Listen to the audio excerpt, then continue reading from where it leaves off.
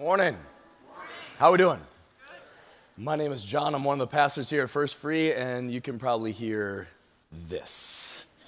I love my wife, my two little girls. We share everything. So yesterday morning, they shared a cold with me. So if you are new, if you're just joining us, I know the video announcement says that every week, but please stop by our First Free Central desk in the gym. We do have a free gift waiting for you. Ask any question about who we are, what we do, how you can get involved. I guarantee you there's a place for you here. Are there any college students here today? Are there any hungry college students here today? Or just ones that want a gift card by the end of today? There you go. Make sure you head out of here. Don't go home, right? Don't waste your own money, waste ours. Don't waste your food, waste ours. So go straight through the gym to the refinery. We have a free lunch for you, gift cards, all of that. So please take advantage of it. If you've been with us, we've been going through a series in the book of Mark for the last couple months. I'm going to end Mark chapter 2, begin Mark chapter 3. But before we dive into that, I want to ask a question. Does anyone here you or your families have traditions?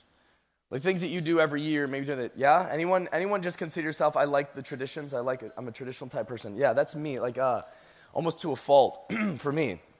I'm the type that says, I did something one time, I liked it, that's a tradition now. Every year we have to do it that. I don't know if you have anyone in your family that's that way. That's me, right? So I've accumulated quite a few traditions over the years. One is, I drive a Jeep, but I live in Wisconsin, right? So I can't always have the top down on my Jeep. So I decided one year, as much as I actually like the winter. I know. So yesterday was like a holy moment for me. Like, oh, the first snow. And everyone else is just swearing around me, right? Like, the first snow. I can smell it. You can't smell anything. It's snow. We hate it. I like it, but I also get tired of it towards the end of once you hit like April, I'm kind of done with it.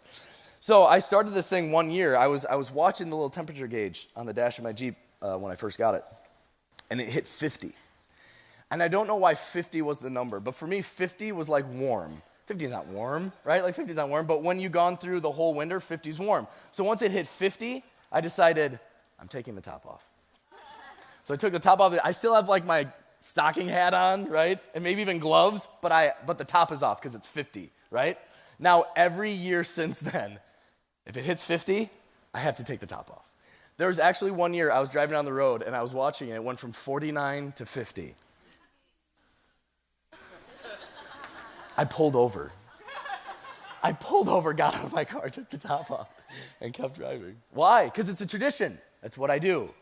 That is what I do. It's a tradition. I have this thing. I love fish on Fridays. I love Friday fish. I'm a born and raised Wisconsin boy, so I love Friday fish. But Friday fish has to happen on one specific Friday every single year. It is the Friday before the third best holiday of the year. Christmas, Thanksgiving, opening gun weekend. What about Easter? I like Easter. But opening gun... It's a terrible thing for a pastor to say, right? I love Easter, but there's something about opening weekend, right? And I started this tradition years ago with my best friend that I went hunting with. Every Friday before opening morning, I have to have Friday fish, right? So a couple years ago, we decided to do deer camp with my in-laws, all the guys in the in-law family, right? We all got together. And they decided we're going to go out for pizza.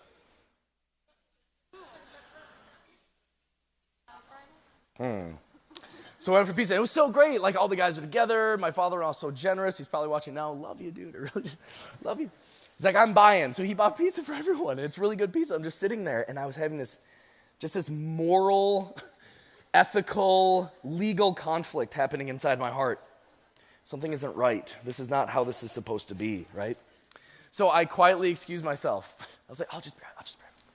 Walk up to the bar. And I said, how much do I have to pay you for one piece of fish? They're like, you want a fish dinner? No. My dinner is pizza over there, but I have to have one piece of fish or tomorrow morning is not going to go well. What do I have to pay you? I walked back with my one little piece of fish. I had to have it. Last thing, my grandmother was 100% Norwegian. Have you ever had a grandparent that was 100% Norwegian? Yes, 100% Norwegian. She didn't understand why she can't have the Norwegian flag above the U.S. flag on her flagpole. Grandma, I don't think you're supposed to do that. Well, I can do whatever I want, 100% Norwegian. So I grew up hearing about this like paradise location in the state of Wisconsin for anyone who's Norwegian. It happens to be a little restaurant and bakery in Osseo, Wisconsin. Does anyone know the name of it? the Norske Nook. We know, like, that is the capital of all Norwegiandom. It's the Norske Nook, right? And so I didn't know when I moved up here that I was only like an hour away from it. And I was like, this is for Grandma. This is for Grandma. Grandma wants me to do this. So we signed up to bring dessert for our Thanksgiving. So I was like, you have to go to North New York to get pie because they have like 1 billion blue ribbons for their pies. So we decided the Wednesday before Thanksgiving weekend, it's going to be a really big weekend. I know there's going to be holiday traffic. I know it's going to be a nightmare, but we're driving up to Oslo, to the capital of Norwegiandom, and we're going to enjoy our gravy, mashed potato, meatloaf dinner, and then take our pies 3 hours back down to Madison. We did it, and I loved it. It was so great. I said, Emily, we're doing this every single year. And every year we have to do it. And every year I get stuck in traffic. Every year it's a nightmare. Every year I think my wife now is like, John, like, you know that they actually built the Norske Nook down by Madison. It's not the one, Emily. It is not the capital of Norwegiandom. I have to go to that one.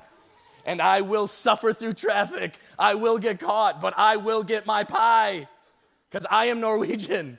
It's like a tradition. It doesn't matter. It's almost to the point where like something that was really good at first has just become like this weight. Like, I just have to do it. I don't care. I have to do it. Okay, one last one. I started this thing where I love the book of Christmas Carol. I just love Christmas. I'm probably the weirdest person you've ever met. I love A Christmas Carol. And so I decided to do this tradition that on Christmas Eve, every Christmas Eve, I have to read the whole A Christmas Carol in one sitting. I did it for like 2 years, and then afterwards it got busy because all of a sudden I started preaching for Christmas Eve services, and your available time gets shorter and shorter and shorter. And so there's 1 year I was stressing out. I was like, I don't think I'm going to make it through. John, you want to come to a Christmas Eve party? I can't. I have to finish the book. I've given myself grace now. Now I do it like over time, but I still do it. We have traditions. Sometimes those traditions are beautiful and they're good and they're life-giving, and sometimes it just comes to this point where it's like, it feels almost like a weight sometimes that I have to do this tradition. We're going to be reading at the end of Mark and end of Mark 2, beginning of Mark 3. We're going to be looking at a place where Jesus comes face to face with, it seems like a decision.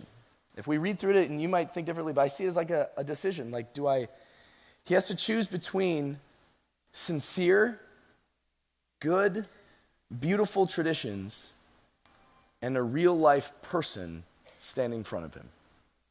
And which one do I choose? Do I choose the person or do I choose the tradition? And I want you to know that this is a message that it hit me as I was preparing this message. Shane and I talk about sometimes where anytime we're preparing a message, we want it to hit us first, right? Because I want to wrestle with this. I want to engage with this before I, present it to the congregation. But sometimes you hit a message and you're like, man, even if after doing this 3 times, if that was only for me, that could only have been for me, and I needed to wrestle with that. That is what this is for me, and I'll explain that a little bit more moving on. But let's pray, and we'll start today. God, I thank you for who you are. I thank you for your mercy, your grace, and your love and your truth. And I thank you that you give us your word. I thank you that you've established rhythms in our lives, and you've established even traditions in our lives within this beautiful faith background. And God, I just pray that we would leave here today not disregarding traditions, but seeing people the way that you see them. And I ask for your kindness and your grace as we go through that. That you would let us see things the way that you do, and let that change our perspective of people. In your name, amen. The beginning of the Bible begins in a book called Genesis chapter 1. If you know me, you know that I love talking about this creative narrative. You go all the way back to Genesis chapter 1, and it starts off with, in the beginning, God, and the Hebrew, Bereshit bara Elohim, or something like that. Before there was anything, God made something out of nothing, is how it plays out.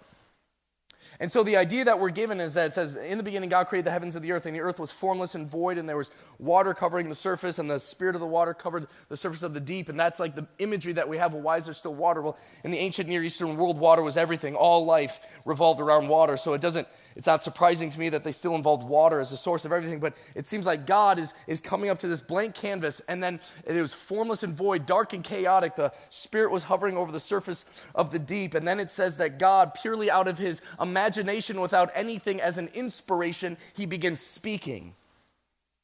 And the narrative goes on like this in a sequence of 6 days, Genesis chapter 1. It says that God said, let there be light. And he speaks into existence the very source of truth and energy and life and existence. And he starts speaking. He says, let there be light. And then he goes on day after day after day, and he starts creating other things, and he takes everything that was formless and void, and he begins stretching it, and he separates what would be the waters and to be land from what would be the atmosphere and hemisphere and this sky, and he separates the two according to the narrative, and then he just keeps speaking more things into existence. And he goes back to the sky at one point, and he just starts speaking stuff into existence. And he says, let there be a light that governs the night that we call the moon. Let there be a light that governs the day that we call the sun. And then he says, let there be stars that cover the sky. And then he just starts filling it with other stuff. Everything just coming from his imagination, his voice. Let there be stars and moons and planets and galaxies and things that will shoot across the sky that people will make wishes on. And let there be a dark hole. What's a black hole? I had writer's block, so I just created something that was like, it just sucked everything. It's going to be cool. They'll find it later. Like, let's just put that in there, and there's going to be planets and aliens and maybe. So many of you are mad for me for just saying that. There are no such things as aliens. It just started filling this stuff with, it just starts scattering everything that we have now come to see. Is the Genesis narrative says that he just spoke it all into existence, and he's working really hard. And then he comes back to the water, and he starts pulling it apart. He starts pulling the water back from the land, and he starts separating and saying, this is your border. And even in your most wildest and chaotic form, you can only come this far. You can't just take over everything. And so he puts parameters and boundaries on the water, and he starts forming oceans and lands and lakes and that people will sit on in the ice cold to fish, and he'll start putting it all together. And then he starts putting land, and he separates it, that this is what's going to give life, and people are going to grow things and fruit and so on and so forth. And he starts separating those things. And then he goes to the water, and he starts filling that with stuff. And he's like, let's put all sorts of stuff in here. And so he puts in coral and coral reefs and turtles and squids and octopuses. And he's just rambling at this point. He's just throwing things out there. And there's things that are really small and things that are really big, and like big whales and little fish and big sharks and tiger sharks and hammerhead sharks and killer whales and sperm whales. Because why not? Let's call it that. And he just starts throwing everything in there, right? And he just like fills everything in the water. And then he says, I'm going to go over these like fresh water. I'm going to put in there like a walleye. And that one fish is going to drive men crazy for centuries. I'm also going to create a bigger one called a muskie, and no one's ever going to catch it. Starts creating stuff in the water, and then he goes back to the land. He starts creating vegetation. He starts creating trees that can bear fruit and bushes and things that are beautiful and things that will emit the air that future humans need to breathe, and the plants will live off the stuff that the humans breathe out. It's like this incredible cycle of relationship between mankind and the earth. And he starts creating trees and bushes and plants and hedges that they can trim into the shape of a giraffe, which hasn't been created yet, but it's going to be cool. He's going to create all of that vegetation, and then he goes back to the land, and he starts creating animals and things, and he starts speaking everything into existence, is what the Genesis narrative says, and things that are small and big, and things that crawl, and things that run, and big things that are delicious, and little things that serve no purpose like mosquitoes, and he starts creating all of it. And he just starts speaking all of it, and he's working really, really, really hard, right? Just imagining all of these things, speaking them out. Then he pauses and he says, let's create something different. Let's create something a little bit more like us. Something a little bit more, something I can think on logic and reason and not just purely on instinct. And something that can appreciate beauty without a scientific reason. And something that can appreciate awe and wonder for no other reason other than something comes alive in them when they see it. And something that can have relationship with not only creator but created. And he gives mankind the first task. The first task mankind was given was to take care of the garden, take care of what I created. Let's make something that can take care of it. And so the Genesis story says that he took dirt and he formed the perfect male specimen.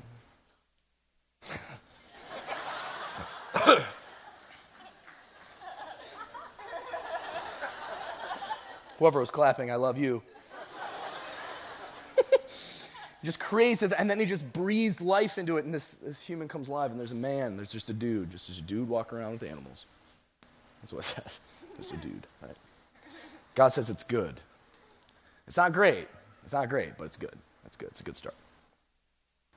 I've said this before, I know, but I love when I think about this creative sequence, I see it going from like very general and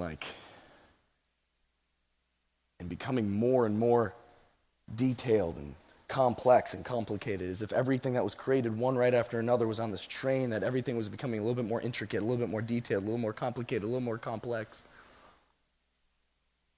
So if you follow that train of thought, it would go to say that the last thing created was the most detailed-oriented, the most intricate, complicated, and complex of all of mankind's creation. The last thing created was the woman. Then there's more, yeah, let's just pause. This is a good place for a pause. Yeah. And then, ladies, God says what? This is great. Yeah, amen. That, and he was like, he actually said, it's not good for this dude to be by himself. It's no good for men to just be by themselves. Duh. So all of a sudden, now everything has been created in 6 days, right? I think sometimes we skip through this and we don't ask some critical questions. 6 days, everything's created, right? Everything's created in 6 days. God could have just stopped in the Genesis narrative, stopped and said it's going to be 6 days. 6 days, that's it, right? It says he created a seventh day for rest. Now, ask yourself a very important question. Do you believe God needs to rest? Does my theology say that God gets tired, God gets exhausted, God was worn out, God has a limited amount of energy, mental capacity, physical stamina that he had to rest? Is that my view of God? Did God need to rest? And had at this point mankind done that much? Were they exhausted? Because it seems like sometimes, at least if you read it through fast, it seems like they haven't really done that much other than breathe. Right? Like God created all this stuff, creates mankind, right? If you're a business owner, entrepreneur, a manager, supervisor, department head, something, right? Where you've had to do a whole lot of the work yourself and you've had to put on a lot of the work yourself and you have to carry everything on your own, right? And you got to the point of hiring 2 more people. Would you sit down with them on the day that you hired them and say, here's the thing. Your responsibilities are going to be to take care of blah, blah, blah, blah. First things first, take tomorrow off. Does that seem like our culture? Does that seem like the world that we live in, right? It doesn't. So why create a seventh day? Why force rest? I wonder, I'm not saying this is it, I just wonder, I wonder if God was trying to teach mankind to rest before work. I wonder if he was trying to say that I want your work to come from your rest, not your rest to be the outcome if you deserve it at the end like a cherry on top if you work hard enough. I wonder if he wanted us to remember, as cliche as it sounds, that we were human beings, not human doings. I wonder if he wanted us to understand, like, look, everything that you have has come from me. I have created all of it. You didn't lift a finger to make any of this. I did. It is a blessing to you. Everything you have comes from me. I want you to take a day to remember that. I want you to take a day and rest. I want you to take a day and let rest be the source of your work, not rest be the cherry on top. I wonder if God was trying to prevent us from becoming anxiety-ridden, stress-driven, mindless working machines. Enter a lot of our world today. I wonder if God was trying to instill a rhythm, a healthy rhythm, and understand this, for our good, for your good, to prevent anyone from becoming a work-ridden, anxiety-driven, mindless machine that's all I can do is work. I don't have any time to slow down. I don't have any time to rest. I don't have any time to not be going, doing, building, working. I wonder if he said, no, first rest, then learn how to work. A rhythm that we've all but forgotten. I think maybe, just maybe, it was for our good to have rhythms that say, no, I want you to rest. I want you to stop. I want you to enjoy what you have and not constantly trying to get more. I want you to enjoy the blessings you have. I want you to enjoy what I've given you. I want you to live and be, not just do to prove. I want you to rest. And so God creates what would later on be called the Sabbath day. It became one of the top 10, right? One of the top 10 commandments. Remember the Sabbath to keep it holy. Do not work. It's a day of rest. For your good. It is a day of rest. Later on in the Old Testament, there's something called the Sabbath year. So if the Sabbath day was the seventh day of the week, the Sabbath year was every seventh year. And understanding that this was a highly agricultural day and age and community, he said, I want you to take 1 year and let the ground lay fallow. In other words, I don't want you to till it, plant it, harvest it. I want you to not work for a year, is kind of the idea that we get. Some of us are like, I could jump on that train. Right? Don't work for a year. And if you had outstanding debts with anyone else, you cancel them. That's a big deal. That's a big deal. It was almost like a little minor reset button. Remember to rest. Remember that you're reliant on me, that everything that you have comes from me, and that no man was meant to be enslaved or indebted to someone else. Every seventh day was a Sabbath day. Every seventh year was a Sabbath year. Then every seventh Sabbath year, 7 times 7, 49. After 49 years, they were supposed to have a year called the Year of Jubilee. It was like the ultimate reset button, the ultimate rest.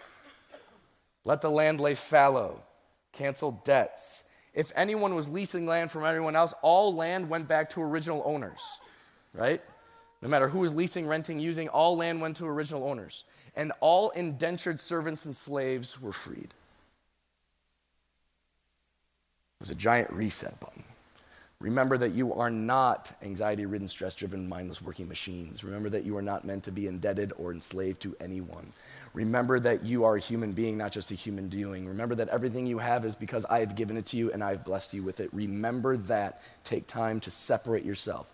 Calm down and enjoy what you have. Gratefulness, thankfulness. Worship God because he gave it to you. Some of us just need to hear that maybe today. That was the year of Jubilee. And it started by blowing a ram's horn, which unfortunately I don't have with me, otherwise that would have been fun. But through the ages, there's a question that starts to develop, right? Okay, so there's a day of rest, there's a year of rest, there's a year of Jubilee of rest. Don't work. But over years and generations, there was a question that started to get developed. Well, what defines work? What defines work? What is work? What you might consider hard work, I might enjoy. What I consider work, you might love doing. So how are we collectively and corporately supposed to have an agreed upon understanding or definition of what is work? Not everything was detailed in the Old Testament law. So what is work? What can I or can I not do? So for some people who are looking for, I need the list. I need to know exactly what this means to how do I obey this and not break the rule? How do I follow the rules and not break? What does it mean to not work? I need to know exactly so that I can do that to a T. How do I do that? All right, and so over the centuries, millennium, even today, with some of the beautiful, and I mean this, beautiful, beautiful traditions within Orthodox Judaism, there's a widely agreed upon list of 39 different categories. 39 different categories of what it means to not work on the Sabbath. Everything from what you can and cannot carry to what not you can tie, what you can do with clothes, where you can go, what you cannot do with food, all of it laid out. Now people had a list. This is what it means to not work. And that created this tradition and this law that we follow. And sometimes, and I'm just going to go out and say this because I could be wrong and I'm saying that, but I think sometimes what is meant to be good and beautiful and for our good can sometimes become heavy and draining and more stressful. So with that understanding, I want us to go into Mark chapter 2, where Jesus confronts the tradition of the Sabbath and the keeping of the Sabbath in real life human beings. Mark 2, verse 23 starts out this way. One Sabbath, Jesus was going through the grain fields. And as his disciples walked along, they began to pick some heads of grain. Stop right there. Sometimes, I don't know if we have this idea of Jesus, that he was like a megachurch pastor with a big old church and a mansion and like super, super popular and everyone wears t-shirts and bumper stickers. That all happened later, right? Like during this day, I think his mom had a house, maybe. I think some of his friends had houses. I don't know if he had a house. I don't know. He may have. I don't hear about that really. What I hear is that he traveled around this group of guys over and over again and did ministry in different places. So more often than not, at least the picture I have in my head is that Jesus and his disciples are kind of like this, for the most part, homeless, wandering ministry group, right? And so it says that on the Sabbath, it just so happened to be on the Sabbath day that they were walking. As they were walking, they looked around, they saw grain fields, so his disciples picked the grain fields and they started to use them for food.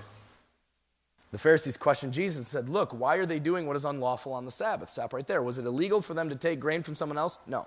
There was a rule in the Old Testament that said if you have travelers going through your land, going through your crops, they are able to take off heads of grain and use them. They can't go in and just start cutting down stalks, but they can take off grain and use it. It was like this provision of generosity that we can give to those who are in need, give to those who are traveling through.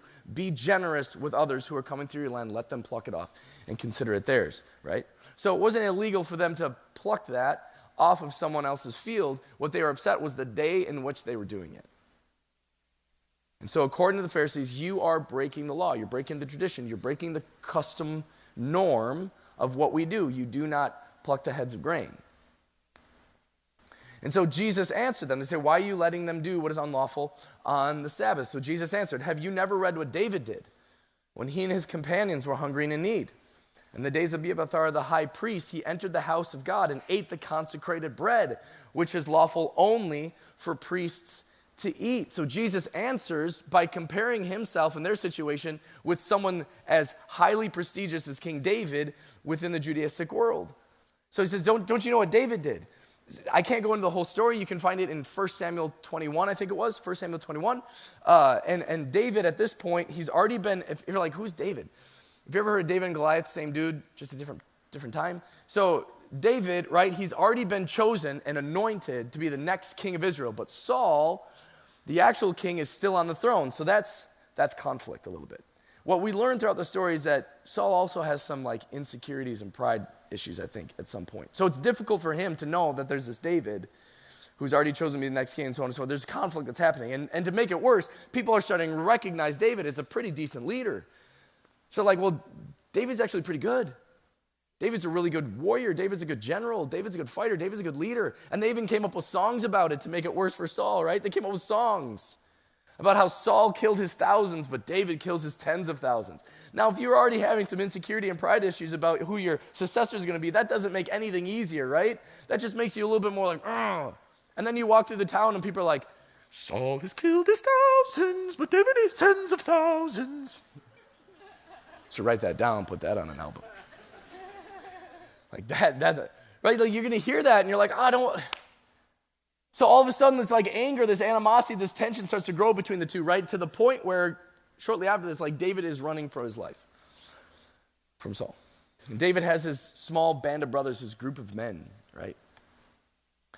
And at one point they come to the temple, right? They see the high priest. They go to the high priest. They enter the house of God. And they're on this mission. And before they leave, David just asks them, hey, do you have any food? Me and my men, do you have any food? We're hungry and in need. It says it right there, right? Have you not heard what David did when he and his companions were hungry and in need? I have to imagine that Jesus is comparing himself, right? Jesus and his disciples and David and his band of men. Have you never heard what they did when they were hungry and in need? It's almost Jesus saying like, me and my disciples are hungry and in need. Have you never heard what David did when he was hungry and in need? He entered the house of God and he ate the consecrated bread. So David is in the house of God. He's asking, do you have any food? And the priest looks at him and says, look, I don't have any regular bread to give you. And if you've ever looked at the Old Testament tabernacle, the temples, like everything in there served a significant purpose. Everything was tied to a ritual. Everything was tied to a tradition. Everything was meant to be a symbolic picture of God's holiness and who he is and his righteousness, his relationship with mankind. Like everything was specific. Every piece of furniture, piece of food, everything was specific. And so he's looking at this, and this piece of consecrated bread was only meant to be eaten by the high priest. And so the high priest looks at it and says, I only have this. I don't have any regular bread. This is all I have. This was not supposed to be eaten by anyone else. Traditionally not, customary not, law-wise not. This was not supposed to be eaten by anyone else. David says we're hungry and in need, and as the story unfolds, the high priest gives it to them. They take it. David eats it. He gives it to his band of brothers who are hungry and in need, and they eat it. This is Jesus' defense. For why is it okay for your disciples to pick heads of grain in the field on the Sabbath? Jesus says, well, when David and his men were hungry and in need, traditions were broken. Traditions were changed. Laws were even changed. In that moment, it's almost as if Jesus was saying, in that moment, the person trumped the tradition.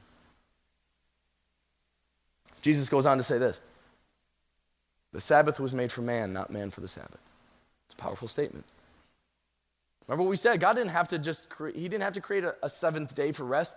The Sabbath was made for man, to teach man to rest, to teach man about God, to teach man to slow down, to teach man to not be anxiety-ridden, stress-driven, mindless working machines. It was for their good that the Sabbath was created.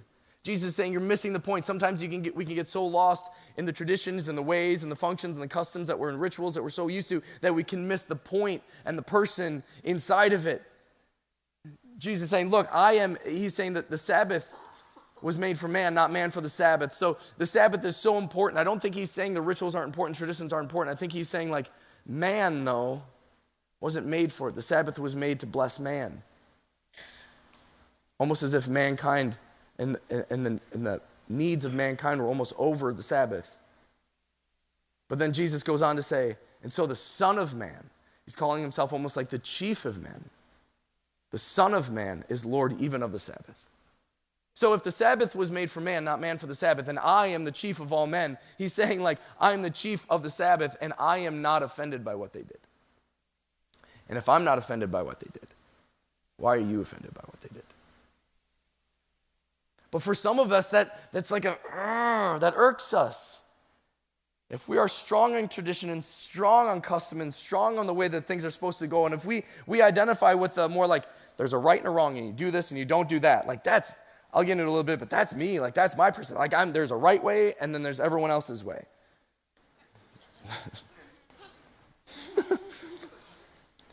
Like that's me. I'm not saying it's right. I'm just saying that's me. Like, if you ever pay attention to like my personality type, Myers-Briggs, I'm INTJ, which means I'm introverted, I'm intuitive, I think a lot, and I judge people. Or I'm judging more than feeling. I'm judging more than feeling. That's me. Like, if you ever look at like Enneagram, I'm Enneagram 1, wing 1. Like I am a hyper-perfectionist. It's just like there's this way and you have to do it this way. This is the right way. No matter what happens, I have to pull over and take the top off at 50. No matter what happens, I have to get pie at the North Sea. No matter what happens, there's the right way and this is the way that you do it. Right? So some of these people are looking at Jesus, who's claiming to be this great teacher, but they're like, you're breaking the customs. You're breaking tradition. Jesus' response was, Sabbath was made for man, not man for the Sabbath. Don't miss the point in the midst of the exercise. Don't miss the person in the midst of the tradition. Mark chapter 3 starts this way. Another time, Jesus went into the synagogue, and a man with a shriveled hand was there. Some of them were looking for a reason to accuse Jesus, so they watched him closely to see if he would heal him on the Sabbath. Just stop. I had to read that a few times as I was preparing this, just to make sure I'm getting this right. Like, it starts off, Jesus went into a synagogue when a man with a shriveled hand was there. Unfortunately, often, and Jesus addresses this at one point, right? Jesus addresses this with a man who was blind, and he asked the religious leaders, tell me, was it this man's sin or his parents that made him born blind? Sometimes there's a theology or a way of thinking that said, like, your physical condition is often due to a sin issue of your own or previous generations. You are the way you are because of sin. You have this issue, this physical ailment, whatever it is, fill in the blank because of sin. And so oftentimes people who would have some physical ailments would live with this like pressure sometimes, this guilt, this shame of like, I don't know, was it me? Was it my parents? Sometimes they would always, I'm not saying this guy because he's already in the synagogue, but sometimes people with physical ailments were pushed outside, ostracized, right? And so there's a man with a shriveled hand who is in the synagogue, and Jesus comes in, and the people who are watching him, first of all, they want to accuse him of something. They're looking for a reason to call him out and accuse him of doing something wrong. And so they say they're going to watch him to see if he'll heal a man on the Sabbath. What does that tell me? It tells me that they already know Jesus could walk into that room and heal that man. They just want to see if he'll do it on the wrong day.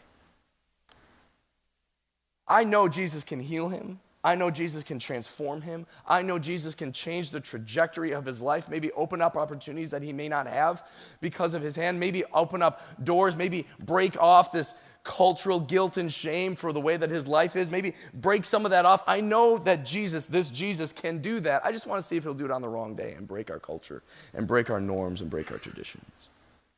I know he can heal him. I just want to see if he'll do it on the wrong day. So Jesus observes the room, right? Verse 3, Jesus said to the man with the shriveled hand, stand up in front of everyone. Jesus wasn't soft. Sometimes if you read through the Gospels a little bit more critically, you'll see that Jesus is a bit of an antagonist sometimes. He really is. Jesus could have just waited for the nenext day. He could have said, hey, meet me here tomorrow, same time, same place. I'll take care of that hand. He could have. He could have said, hey, I got you.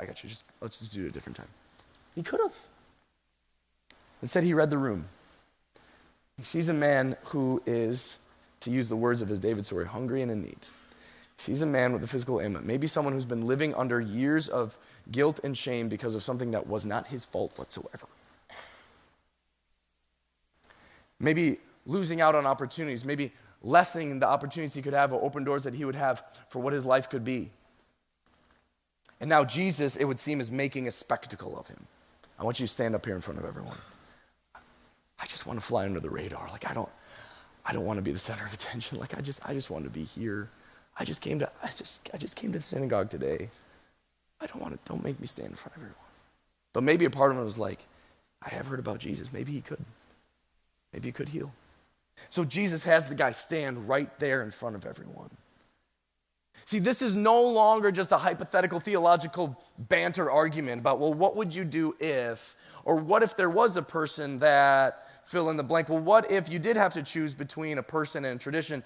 Hypothetical is out the door. This is a real person standing right there. And Jesus says this question, tell me, which is lawful on the Sabbath, to do good or to do evil? Not hypothetically, this guy right here. Not hypothetically, because you know I can heal him.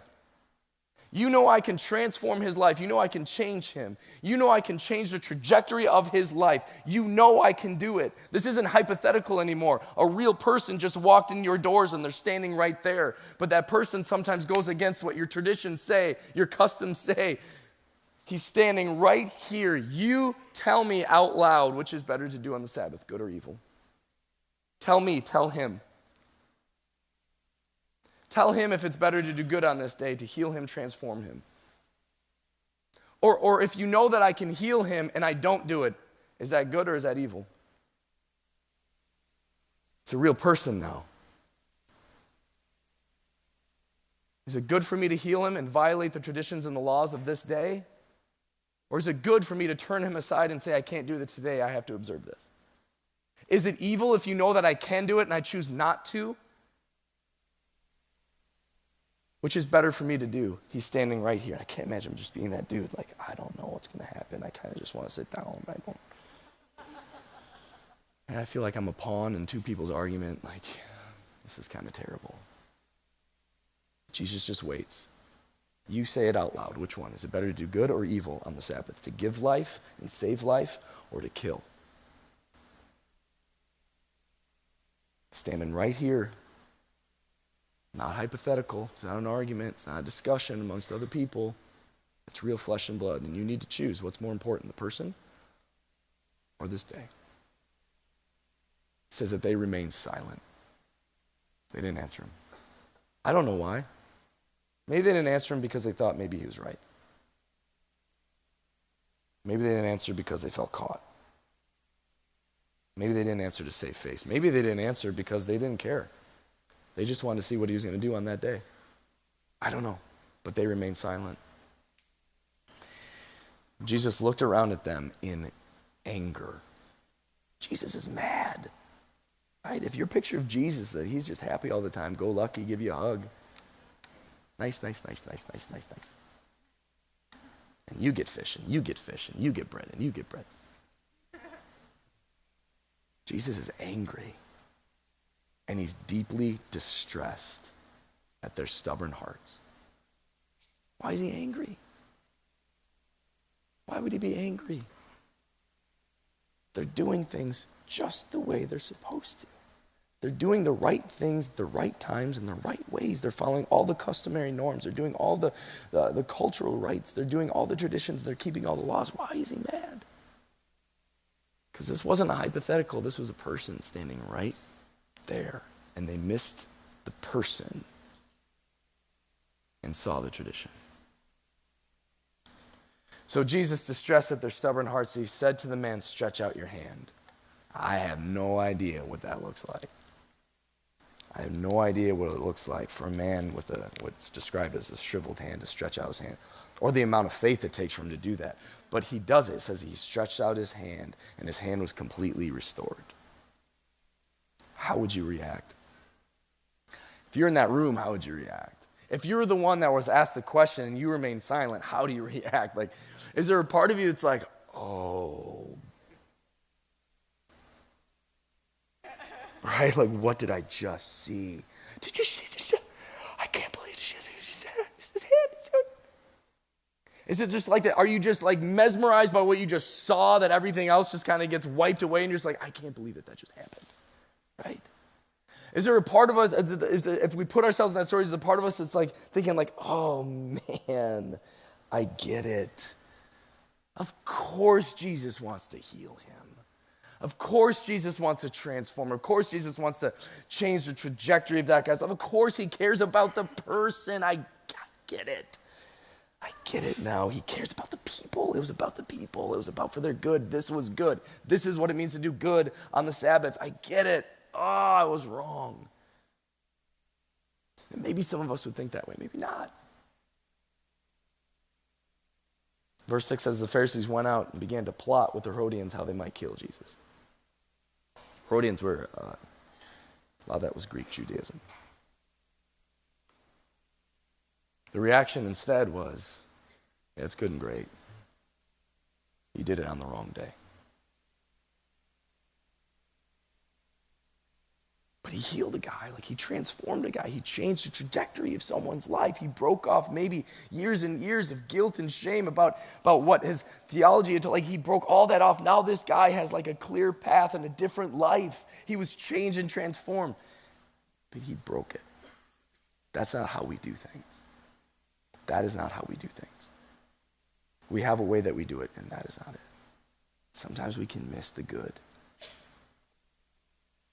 I said that this one hit home a little bit more for me. Because some of these religious leaders, not all of them, some of these religious leaders, though, to be a religious leader in this day and age wasn't the easiest thing in the world. It wasn't easy, right? Like, most all, boys to a certain age would have like a foundational education within the Judaism belief system. Most would leave at a very young age and go off to a trade or a family business or whatever it might be, right? It was only usually the best of the best of the best that could advance to another stage of education. They would learn the Torah, and they would learn the Talmud, they would learn the Old Testament prophets, they would learn the customs and traditions, and it was on them to like memorize every single detail. They would to know everything and know everything and know everything. Like it was programmed into them. They learned and memorized this way of life and what the scripture says and how we're supposed to live and the laws and the rituals and traditions. It was in them. And then only the best of the best of the best could advance beyond that. And you could only be usually a disciple or a student of a rabbi if you proved yourself by being the best of the best of the best of the best of the best. In knowing the word and knowing the scriptures and knowing the Torah and knowing the traditions and knowing how to carry everything out, like only the best of the best of the best would be chosen to be someone's disciple, which meant then maybe you could have a future in being a rabbi or a teacher of the law, or in that day, a man in ministry. And I was thinking about this story, and the beautiful thing about some of these gospel stories is that you can read it and you can almost identify with a number of different characters when you read one of these stories. And sometimes you read it and you identify with the guy who's hungry and hurting, or the guy who's standing there, whose life could be healed and transformed, who's the person in the story who's broken or needing the mercy and grace and kindness of God in your life. Sometimes you can identify with the disciples' role or the crowd's role, the Jesus role, and as I was looking at this, and I'll explain this, so don't get carried away, but as I was reading this, I started to wonder and ask and pray, God, like, if I were taken back in time, what kind of character would I be in this story? And a part of me identified immediately with the religious leaders. Not because I don't like people. I like people. I really do. So if you're like, oh, I don't like you. They're the bad guys.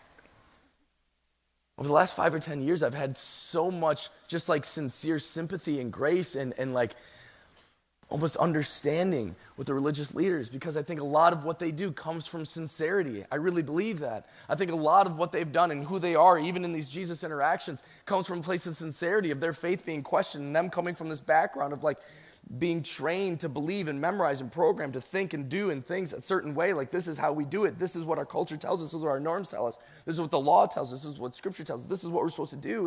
And sometimes the point gets mixed in the details. And I can relate a little bit to that. Like that's me. Like, I was the kid, right, in nursery before I even know I was at a church. I was in a church building in diapers, right? I know that because I've had previous like nursery workers who have come up to me and said, I used to change your diapers in nursery. And then they usually follow up with like, I'm so proud for how far along you've come. And I'm like, because I'm speaking or because I can go to the bathroom on my own? Like, which one are you most proud of? But you have like Sunday morning. Maybe some of you can relate to this, maybe you can't, but this is me. You spend Sunday mornings at church, maybe a nursery or children's church, and then you have children's activity. For me, it was like Wednesday evenings, there's children's activity, and then you get to like middle school, high school, and you have church on Sunday morning, then you have youth group Sunday night, and then our youth group had like a midweek prayer meeting. There's no pastors or leaders. Like, teenagers just decided to do their own prayer meeting in the middle of the week. Like, who does that? And then we go to Wendy's. It was like every week, that's what we did. And then my parents, who are probably, I love you, Mom and Dad. My parents sacrificed a lot so that I would be trained in a biblically centered Bible school from the first day of kindergarten to my high school graduation. That was me. So I was learning reading and writing and memorizing Bible verses over and over and over and over and over again, right? And I'm thankful for it, just over and over, and remember verse. By sixth grade, my sixth grade assignments, I remember a sixth grade assignment where it was about, in your Bible class, you were assigned to write sermons, and then you had to deliver them in front of the whole class, and then the teacher in the class would critique your sermons so that you can write better sermons to preach the gospel.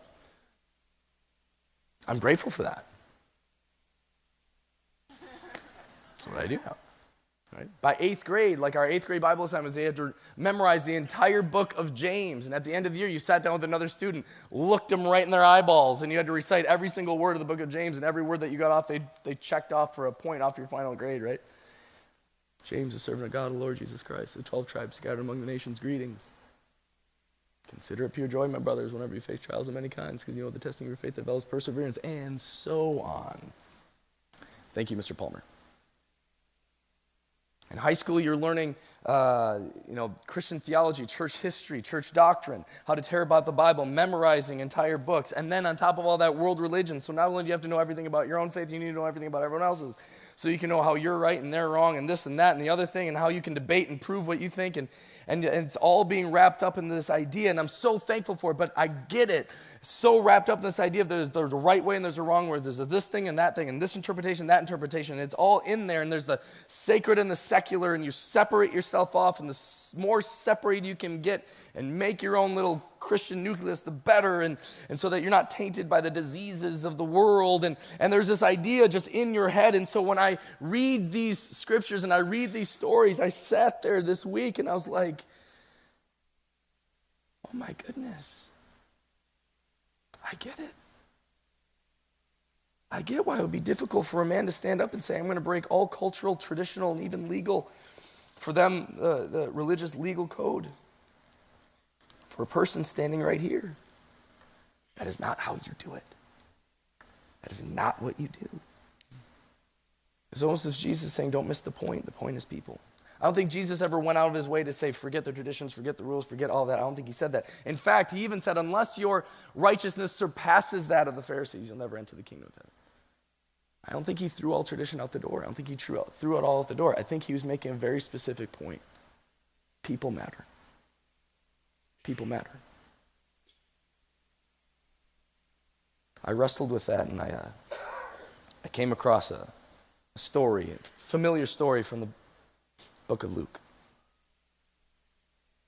Another situation where there's like a real life person, and sometimes having to choose between what's traditionally and religiously, legally, and culturally accepted in a person. Jesus starts off the story in Luke chapter 15 by saying there was a man who had 2 sons. And the younger son went to the father one day and said, I want my inheritance now. Now, not that much has changed in this regard from then and now. Like, when would a child typically get an inheritance from the parent? When the parent dies. So in only so many words, this son is going up to dad and kind of saying, I kind of wish you were dead. I just want my money. And your good health is impeding my future plans.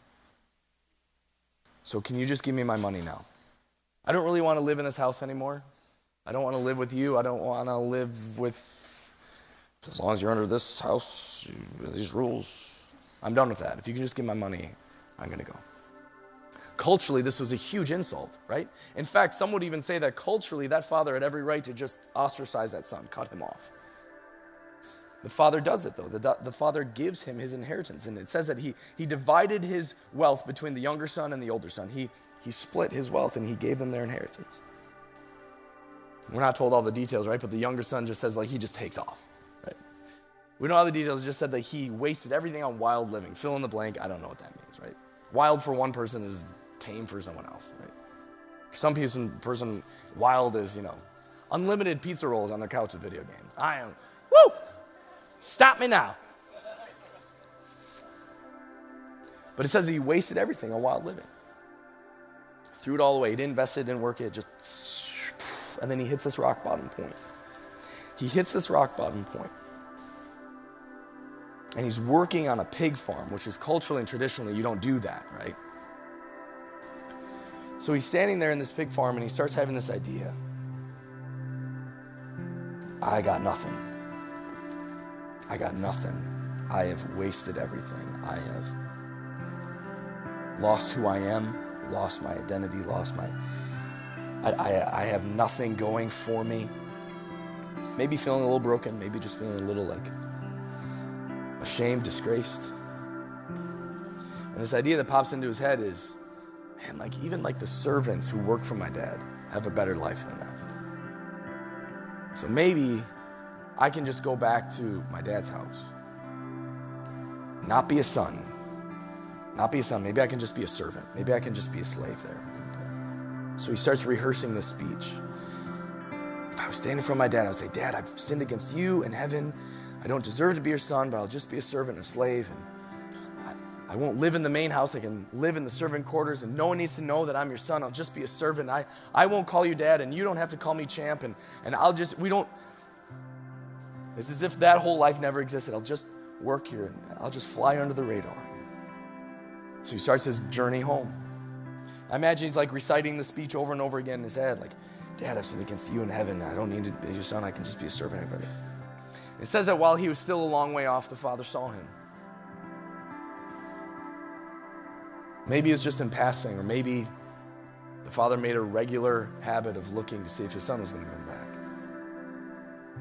So it says that as the father saw him from a long way off, the father ran. You have to understand, culturally, men of prestigious honor don't run. You didn't run in this day and age, because to run meant that whatever I'm running to is more important than who I am, right? My dignity is more important, so you will have the honor of my presence when I get there. I don't run to you. You wait for me. So culturally and traditionally, this was a taboo. The man runs to the son, throws his arms around him and embraces him. Culturally, traditionally, he was told, you should just banish him. He should have nothing to do with you. Separate yourself. That is bad seed. That's a bad one. Focus here. He wraps his arms around him.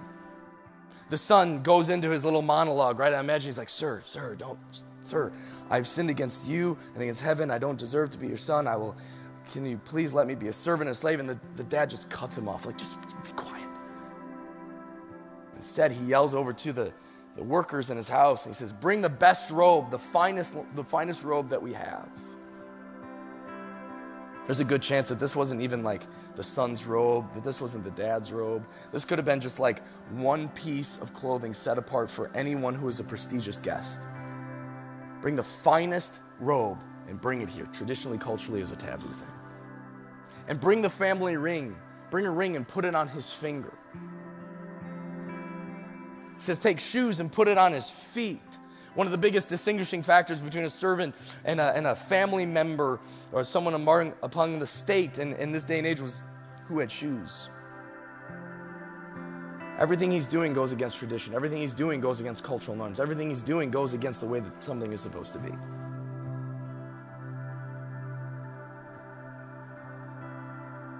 And he says, go get that calf, right? Go get that calf, the fattened calf that we were saving for the party next week, and kill it now. Because we're going to have a party because my son's back. While all this is happening, the older son comes in from the field. And the older son has this moment with the dad where he's like, Dad, slow down, dude. Dad, you remember who this guy is, right? You remember what he did. You remember what he said to you. You remember that he wanted nothing to do with you. You remember that he had wanted nothing to do with you or your house or being your son. You remember that he wished that you were dead, right? You remember that. You remember he just took your money and ran. You remember that, right? You remember that he didn't care. You remember that he basically just disrespected you, disgraced his whole family, spit in your face and ran, and he wasted everything. Everything that you worked so hard for, everything that you gave everything for, he wasted. You remember that, right? You get that. And I wonder if even in the questioning of the older son to the father, if the older son is even questioning the dad, like, Dad, I'm starting to lose confidence in you a little bit. Like, you're smarter than this, Dad. You know what the traditions say, of the customs say? You're running. You ran? I've never seen you run before in my entire life. I didn't think you could run. You remember what he did, right? And I just imagine maybe the father's just like, yeah, no, I get you, right? I remember that day. I was there. Yeah, I get it. And then the older son makes it personal, and he says, and remember me? Remember how faithful I've been? Remember how I didn't do any of those things? Remember how I stayed here and I was faithful and I did everything the right way. I did all the traditions. I kept my respect for you. I never broke the rules. I never broke the law. You remember that, right? You remember that I always did things the right way. You get that, right? You never threw me a party. He says, you never even gave me a goat. That's always my big complaint to my parents, too. You never gave me a goat. You gave me a dog. You never even let me have a party with my friends when I was faithful and I did everything right and I did things the way that they were supposed to be done. I always kept the customs. I always kept the traditions. I always kept the laws. I did everything. The older brother's missing the person in the place of the traditions. He's missing it. And the father, I just imagine the father saying, like, you're right, you did it. Dude, I've never been unthankful for your faithfulness. I've noticed you every single day doing things the way that I called you to. I remember every single day you did things the right way. I understood that. I get it. I'm so thankful that you've been here and that you've been faithful and you took the load of work that he left. I get it. I'm so thankful for that. I've never not been thankful. But you have to understand what I'm really like. He's back. He's back. And if he's back, I'm running. I don't care what tradition says, what culture says. I don't care what the norms say, what the laws say. I'm running to him because he's my son. I'm running to him. And if he's hungry and in need, I'm running to him. If he's hurting and I can change him and transform him and change the trajectory of his life, I'm running. And I will put a robe on him, and I will put a ring on his finger, and I will put shoes on his feet. I will do that. It's almost as if there's like, I'm sorry if it offends you. But anytime my son comes back, I'm running to him. Do you know how the story ends? Because I don't. I don't think Jesus ever finished that story. It's left for the older brother to decide, will you still see the person in the midst of traditions? Will you still see the person in the midst of the laws? Will you still see the person?